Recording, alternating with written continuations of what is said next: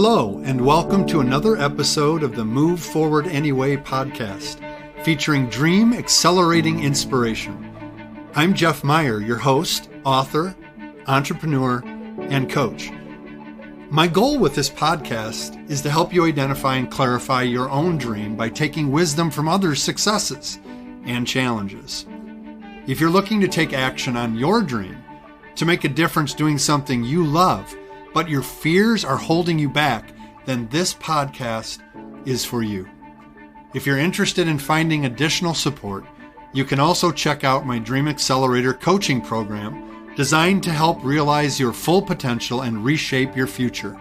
As always, you can learn more about my Dream Accelerator program at jeffmeyer.org. Using my Dream Accelerating formula, heart-centered entrepreneurs can focus on their dream, name their fears, change their mindset, define their next, and move forward anyway. Welcome back, fellow dreamers, to another episode of the Move Forward Anyway podcast. I am your host, Jeff Meyer, and today I'm very excited to be talking with a colleague, an entrepreneur, a coach who has helped me actually in my business pursuit, and I'm so finally grateful to have her on. I have been trying for a while, and now we're ready. And Sarah Young, thank you today for joining us. Why don't you introduce yourself to the audience? Excellent. Well, thank you, Jeff. Thanks so much for having me, and I'm delighted to be here with you. So as you said, I'm Sarah, and my company is Zing Collaborative, which I started in 2013. Prior to that, I was in the corporate world and had a chance to do a lot of different things at that time. But the thing that always was most joyful for me was leading people and the opportunity to coach people in that space. So after doing that for quite a while and working in a number of different roles in the corporate space, I decided in 2013 to pivot out of that space and start my business so that I could focus on developing people and developing leaders full time, and have been doing that since that point. So coming up on 9 years this May, which is kind of wild. Congratulations. That's a significant accomplishment to get to 9 years of growing your business. So let me just start out with, tell me about the name Zing Collaborative. How did you land on that name, and what does it represent for you?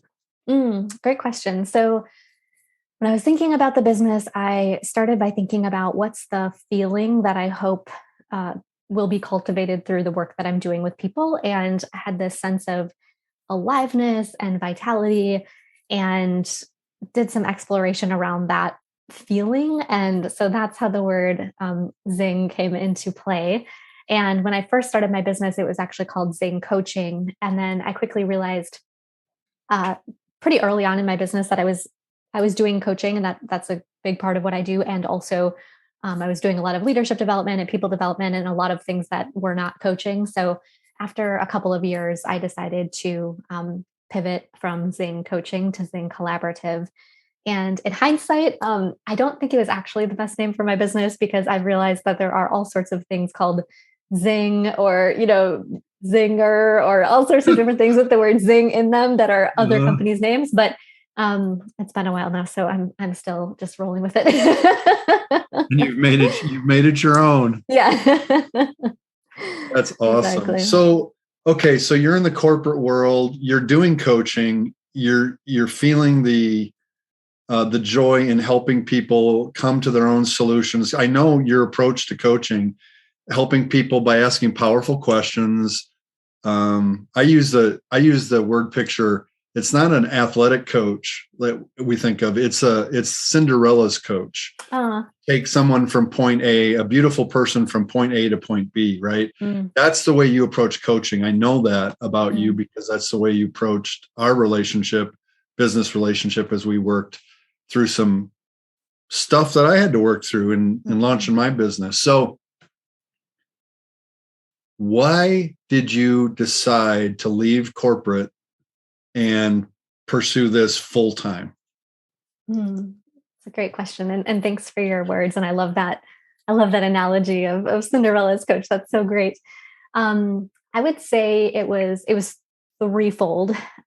So on the positive side, I always got a lot of joy from coaching people and seeing the impact of helping team members kind of find that sweet spot of what they're best at and how they can use their strengths and how they can use their strengths in service of something greater for the company. So I always got a lot of joy from those conversations where, a team member would come in and we would kind of try to figure out how can we best leverage that person as a team member, which also ended up being the most joyful for them so that they could be contributing, in a way that felt aligned with their own strengths and their values. So that was always really exciting, kind of on the positive side.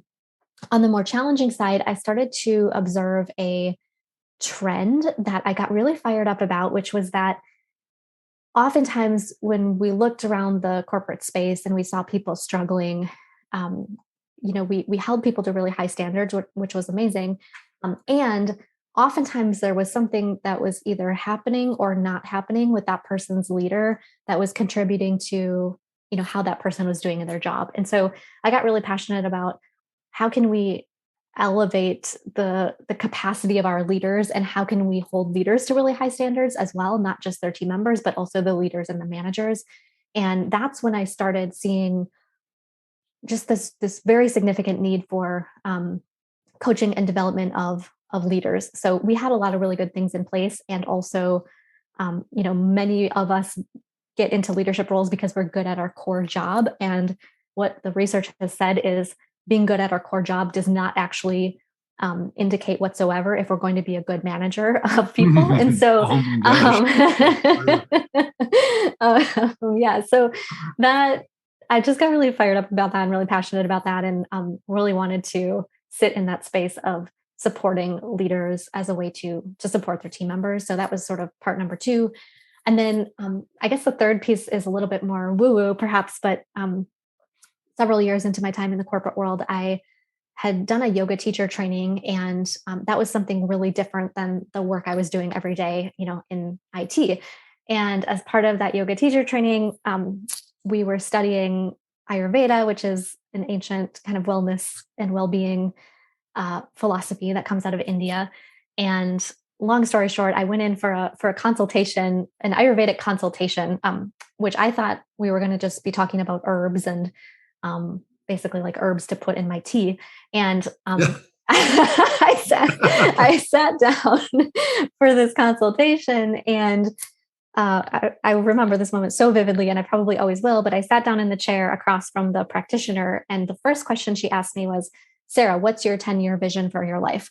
And out of nowhere, just completely shocking to me, I just was overcome with tears, and they just erupted out of me. And I just started crying uncontrollably. And I had no idea where they had come from. But what I realized in that moment was the vision that came up for me in that moment when she asked that question was so different than what I was living at that time. And so it felt really misaligned. And so that happened. And, I went back to my corporate job and went back to doing what I was doing. And then a few years later, had this moment where this clarity came to me, which was the vision that had come to me several years earlier.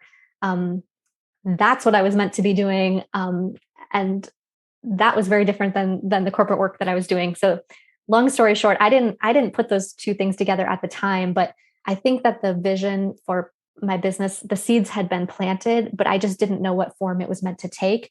And then it wasn't until 2013 when I discovered coaching and started journeying down that path did I realize, oh my gosh, this was the vision I had. I just didn't know the form at that time. So it's kind of a combination of those things. And that is really, really neat. I want to ask a couple questions. One is, so when working in our Dream Accelerator program, the word I've used for people is there's a commonality that people have had a dream.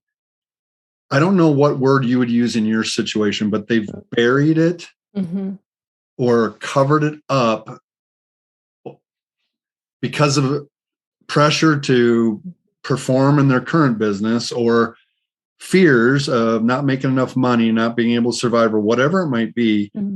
And then it comes back. It's relentless. The dream it just keeps coming back. And then there's usually a pivotal moment where, in your moment was sitting across from that practitioner, that it just emotionally, you either kill it at that point or you embrace it. Mm-hmm. And some people kill it and they numb themselves and they don't move forward. And I've used the word unsettled, but I loved your word. You used the word misaligned.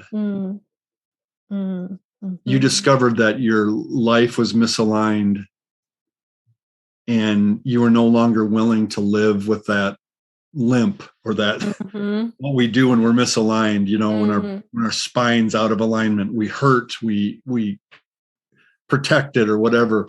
The car's misaligned, it wobbles or whatever, right? But so many people settle for misalignment. And that's why I do what I do.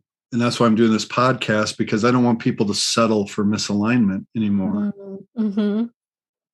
So you got to that moment, you left with your herbal tea. And then what happened? Yeah.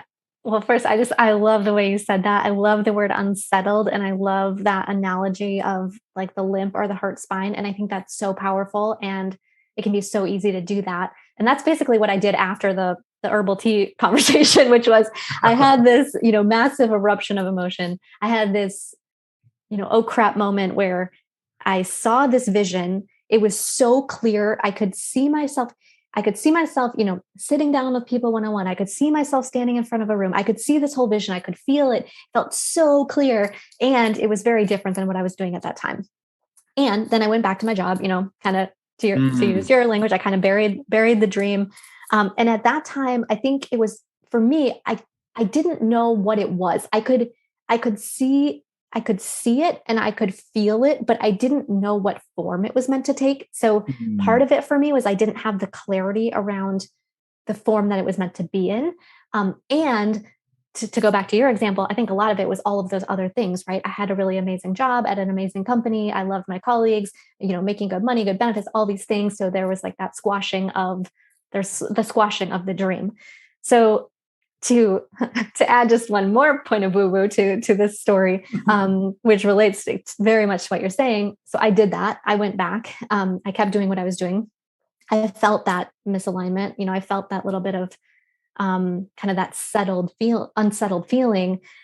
And for me, the way that was presenting was I noticed that there was in certain situations to show up in a way that I thought I needed to show up.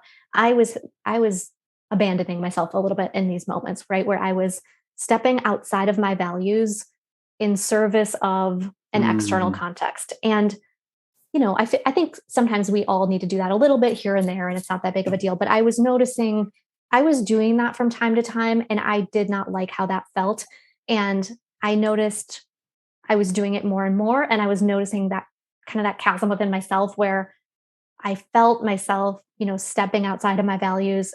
And I had another oh crap moment where I realized, if I keep doing this, I might not be able to find my way back. So if I keep abandoning myself in service of these external contexts, like, what if I can't return to that place? And what if I don't remember, my core and my center? So I did that for a while.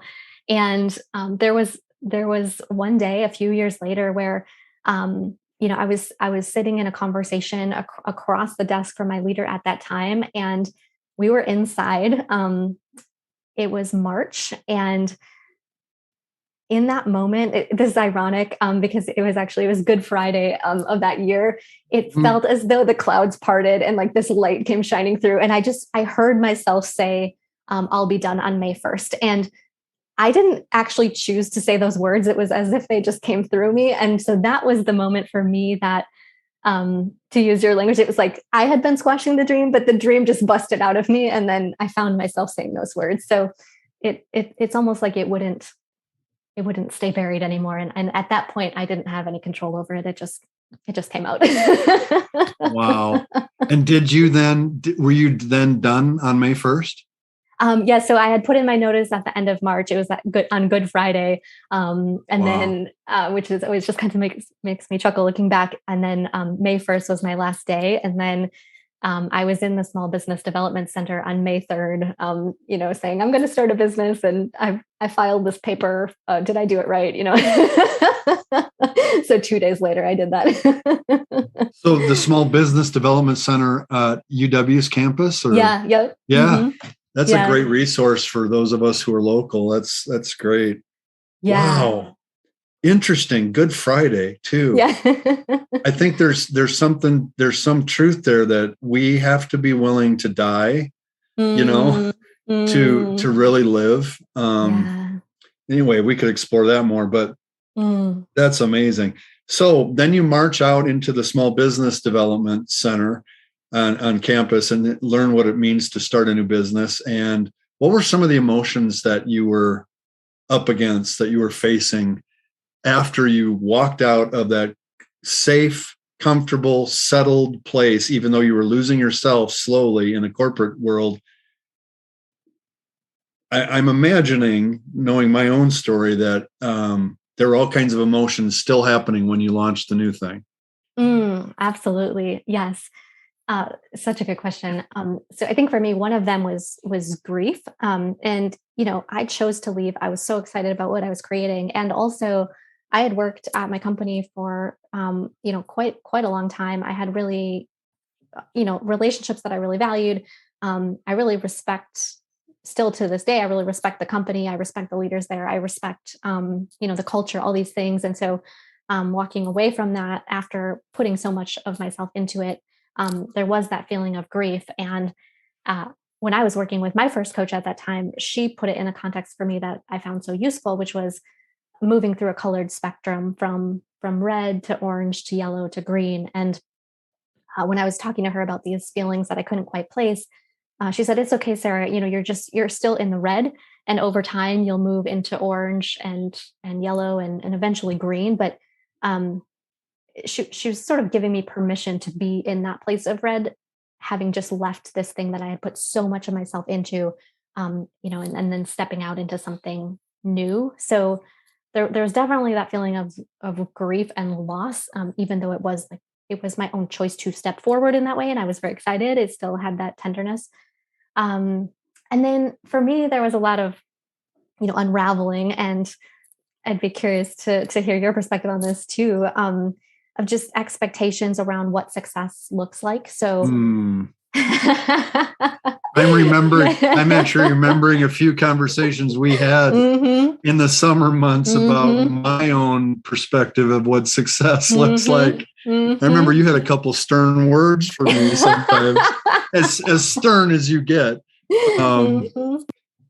Yeah, we have a hard time of embracing the reality that we're in as success and celebrating the steps forward, because we have big plans, right? We have big dreams. So say more about that. I'm remembering those conversations now. Yes, exactly. Yeah. And, for me at that time, I had a story in my head that I would feel successful when I got to a certain revenue number. And that revenue number had nothing to do with anything other than, a story that I was carrying with me from my old career. So I had that story in my head. And at the time, at the beginning, I wasn't doing anything legitimate unless I had reached this certain number. So that was interesting to notice.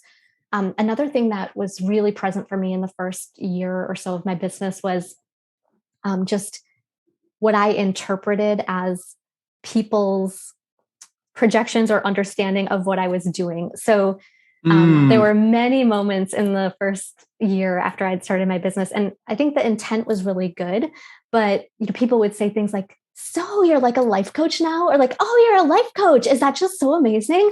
So you're like a life coach?" And there were all these questions, and they're like, "You're a life coach. Is that just like the most amazing thing ever? And is everything just awesome? Is your business so good? Is your business going amazingly well?" And the truth was, in the first few months of my business, no, my business was not going amazingly well.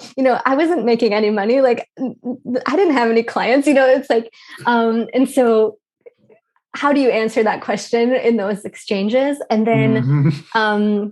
This idea of what a life coach is, especially since, like a lot of industries, there's not a lot of regulation. There's not a lot of, any old person can be a life coach if they say they're a life coach. So I had a lot of unpacking to do around that too, in terms of what is integrity for me around being a coach. Well, it's, doing this training and doing these certifications and, taking this approach and building a business in a way that feels in alignment for me, and kind of finding my own way and letting go of some of those projections that I interpreted, real or perceived, in those early months of my business.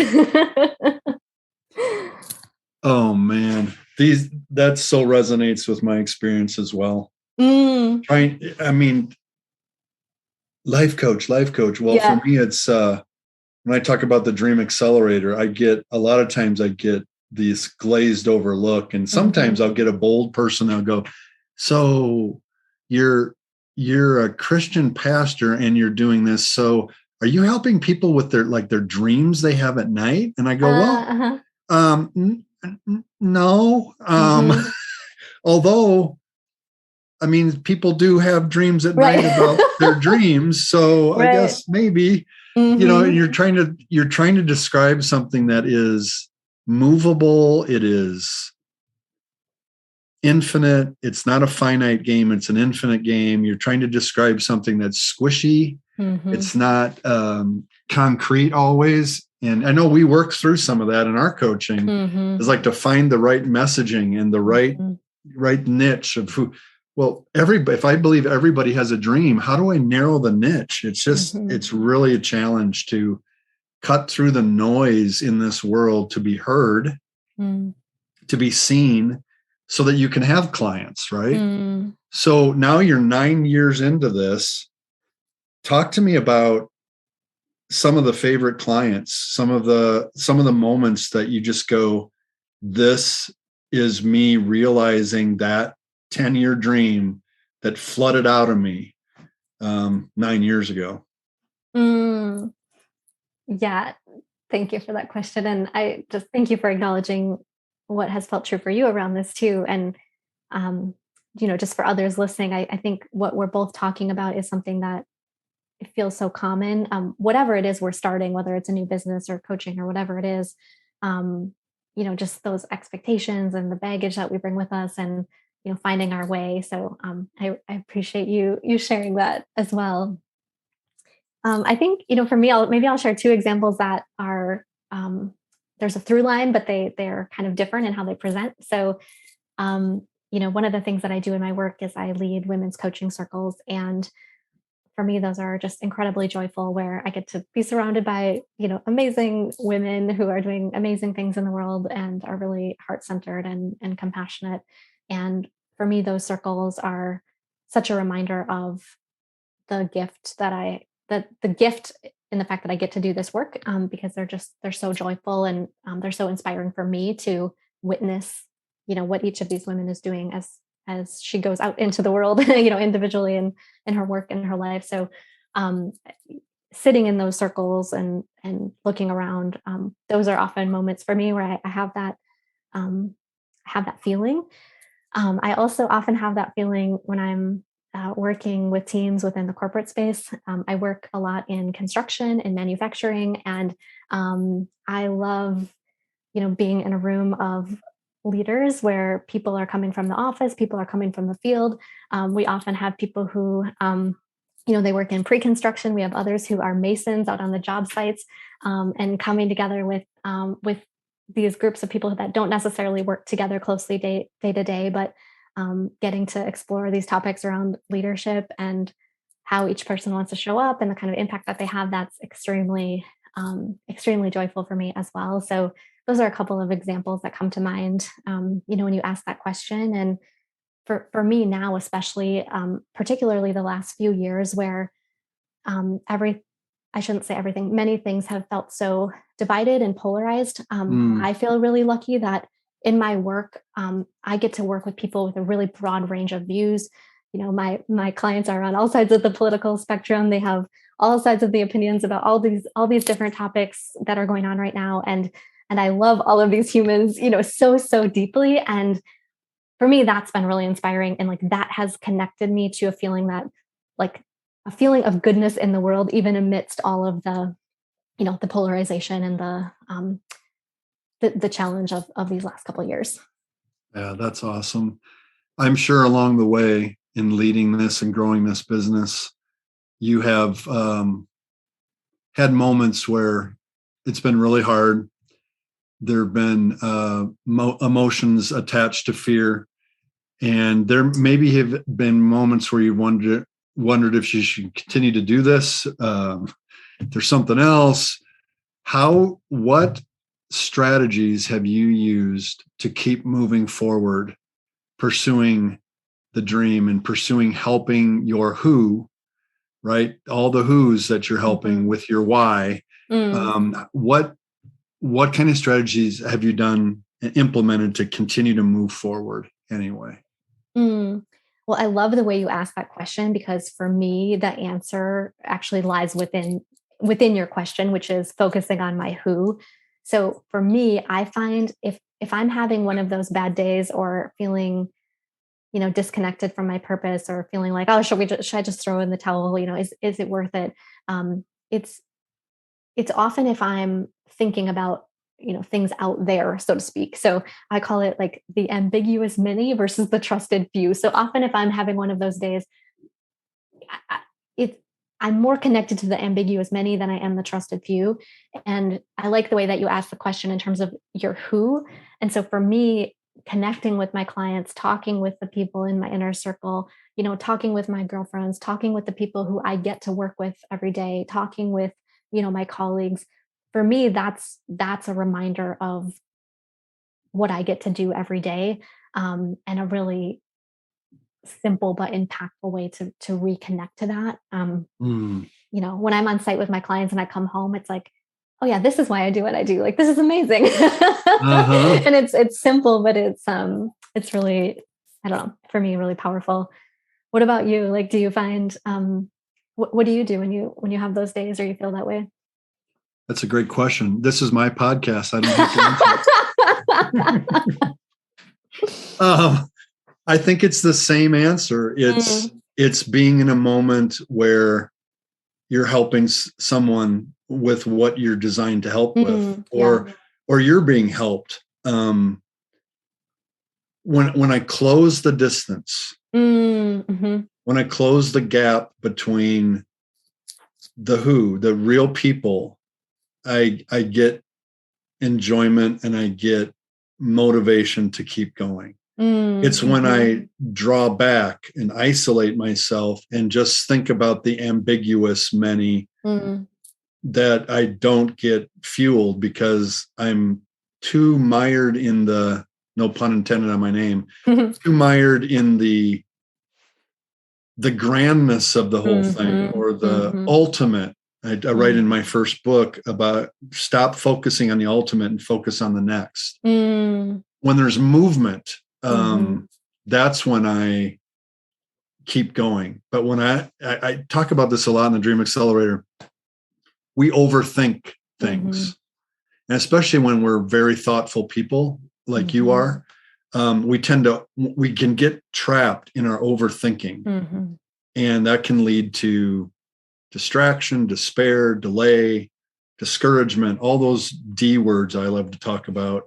And the thing that helps me break out is taking action. And it's usually with people. Yeah. Oh, I love that. I love the way you said that too. Close the distance and close the gap. And, I feel like tying that to our world right now too, it's so easy to look out there and think the world is just, and it is like, there's so much pain and there's so much heartache and there's so much hard stuff. And it's like, what's the smallest thing you can do? What's the smallest action you can take? Could you take some cookies to your neighbor? Could you call someone on the phone? Could you send a text? Whatever it is. So I love the way that you said that, close the distance and close the gap. And I also really like what you said about action, because I think, there's a time and a place for working through our thoughts and processing and inner dialogue and coaching ourselves and all these things that, you and I are both really good at doing. And also, taking that action, doing something, making something, putting whatever it is, calling someone, often can be a way to get out of that overthinking. So I really like the way that you said that. I was on an airplane the other day and took a picture unbeknownst to this lady walking down getting her seat, and she had a big T-shirt on, and it said, wait a minute while I overthink this. Yeah. Right? And I was just like, man, so many dreamers overthink. Totally. And they don't take action. So their dreams don't have a chance to live. Got to get out of our heads and into the work that we're meant to do. So that's really, really, really cool. You have just accomplished another huge, at 9 years of growing this business, a huge endeavor. And I know what a big endeavor it is because I've done the same thing. You have just published a new book. Yeah. And would you show us the book and tell us the title, and then we can talk about it a little bit? Yes. So it's called Expansive Impact, an invitation to lead in everyday moments. And as you and I were chatting about before we hit record, it was a journey to get this book into the world, as I'm sure you're very familiar with. But yeah, really feeling delighted with physically how it turned out. So it has some fun little pops of color, has some visuals and images. Let's see if I can if anyone's it's like an eye test. Well, I guess you're going to have to order the book to get it. Exactly. Just a teaser. It's a little teaser. Yeah. So the writing process is not for the faint of heart, is it? So tell me about the biggest challenges you faced and how you didn't give up. Yeah. Like I'm ready to publish my next book, and I have the same experience with my first book. It's like, I'm so done with this thing.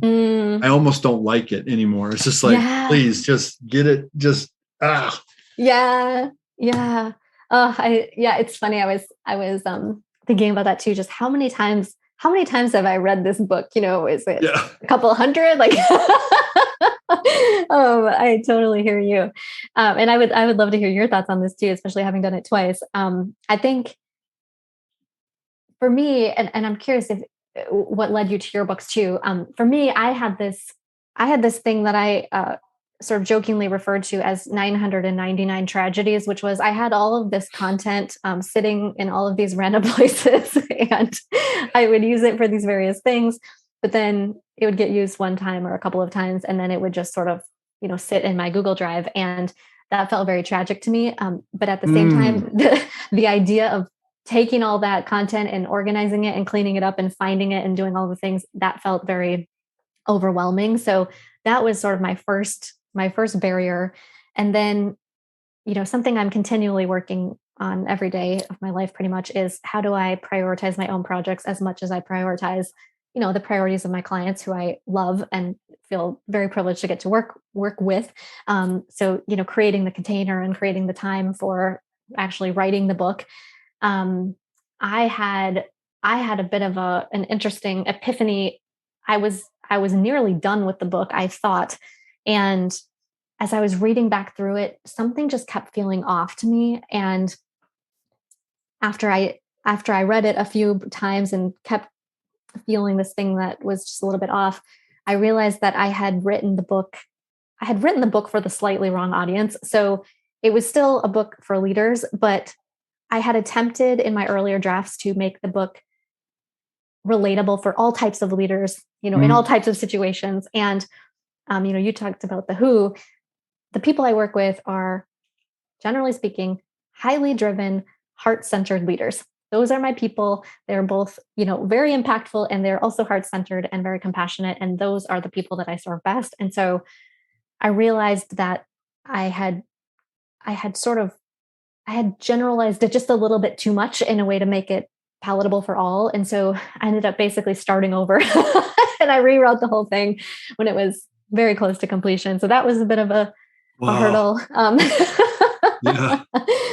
And then, the publishing process, as you know, it's challenging. And what I've found is across the board, with colleagues, whether people self-publish, traditionally publish, hybrid publish. That process is challenging. So I think that was maybe the other barrier. And for me, it definitely was a reminder throughout the entire process to live the work. And during those really challenging moments, it was a continuous practice for me to come back to my own philosophy and come back to my own work to say, yes, you're really irritated about this, and also you need to show up in this way. So yeah, so those were a couple of things. I don't know what else. What else? Yeah, the word in any entrepreneurial venture, which includes writing a book, the word "and" is so important, right?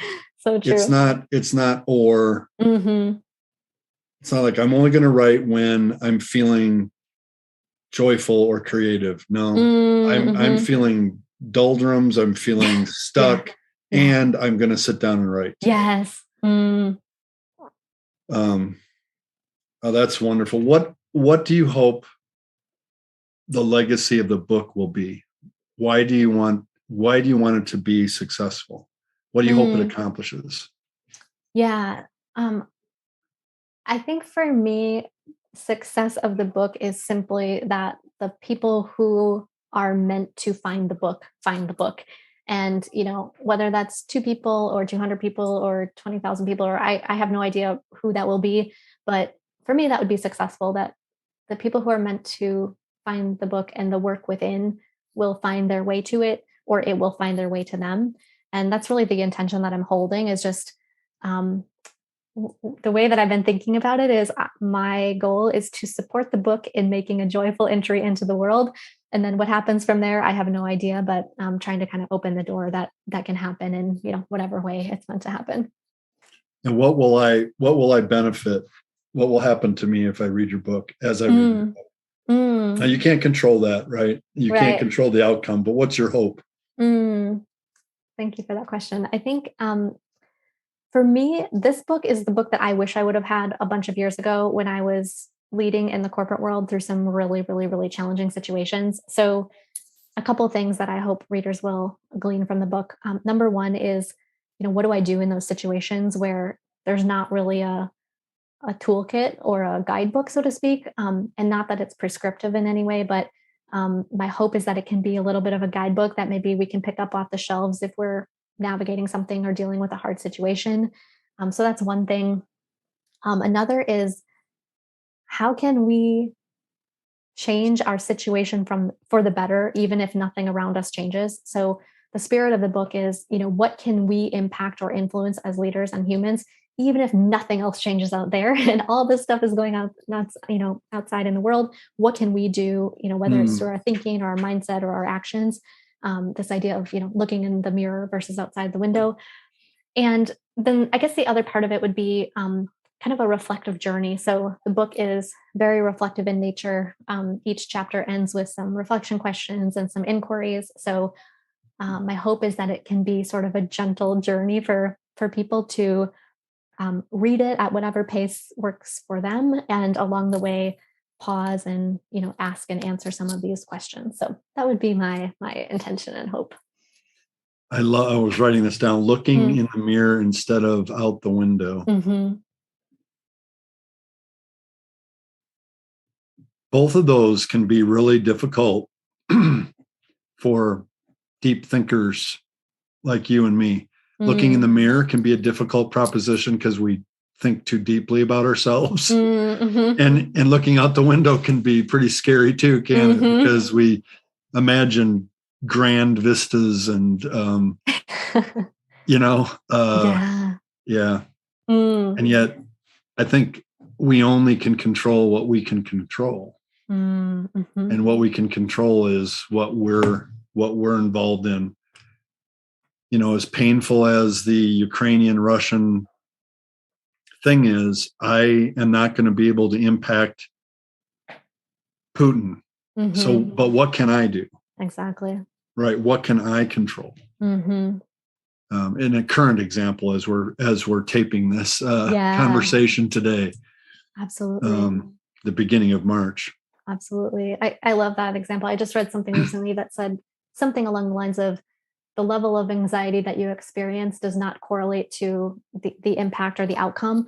In terms of, if we're going to be feeling stress and anxiety about these things, which of course we will, and it's natural to do so, especially for people who are perhaps more, kind of tuned in or sensitive or whatever it is.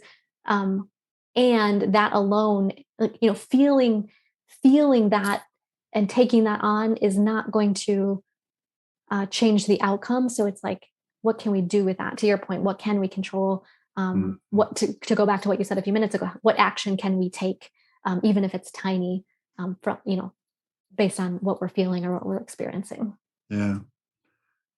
Well, this has been a joy to reconnect, and thank you for taking the time to share a little of your journey and the encouragement you bring to so many people and to all the listeners. I'd like to give you a last word before I have you tell people how they can get a hold of you.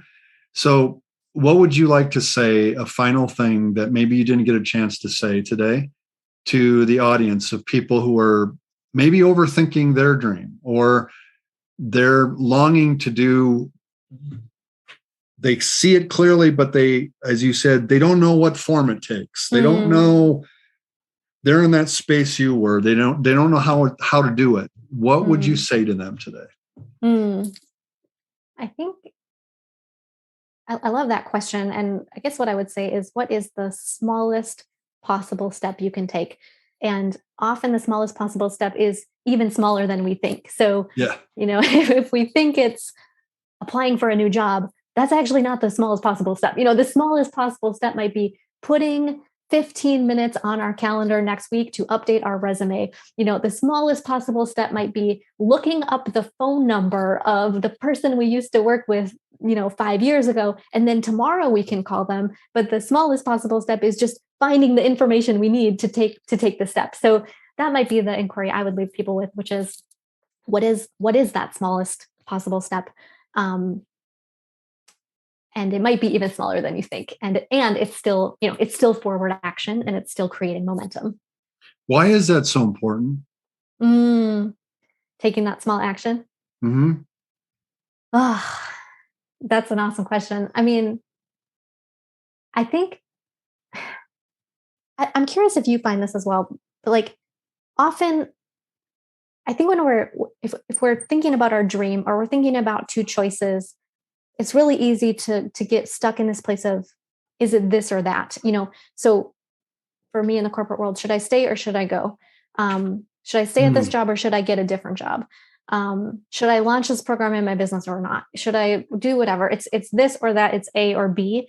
And often what I find is, taking the smallest possible step, it either helps inform our choice, or it might open up a third path, or a middle path, or a 16th path that we didn't actually even know about. But we can't discover that until we take some kind of tiny action.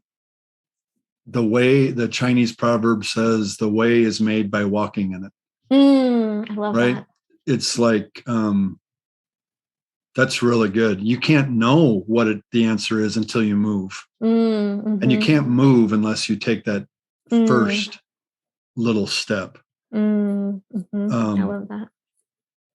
Overthinking is the enemy of our dreams, design to keep us where we are.